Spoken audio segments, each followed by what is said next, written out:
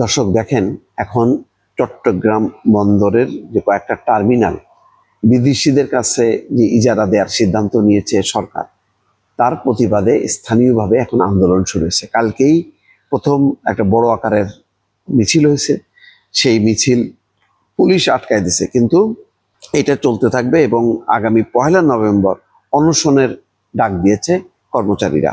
খবরে বলা হচ্ছে চট্টগ্রাম বন্দরের নিউ মোরিং কন্টেনার টার্মিনাল সহ এনসিটি কয়েকটি টার্মিনাল দেশি বিদেশি কোম্পানির কাছে ইজারা দেওয়ার সিদ্ধান্তের প্রতিবাদে এবং সিদ্ধান্ত বাতিলের দাবিতে বন্দর অভিমুখে মিছিল আটকে দিয়েছে পুলিশ। বুধবার শ্রমিক কর্মচারী ঐক্য পরিষদ স্কপের এই মিছিলের আয়োজন করে।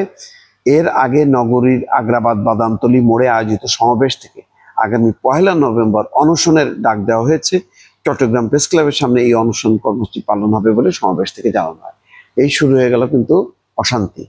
সরকারকে সিদ্ধান্ত নিতে হবে, বর্তমানে এই সিদ্ধান্তটা স্থগিত করতে হবে এবং নতুন যে সরকার আসবে সেই সরকারকে সিদ্ধান্ত নিতে হবে যে আসলে এই কন্টেনার টার্মিনাল কি ইজারা দেয়া ঠিক হবে নাকি ঠিক হবে না।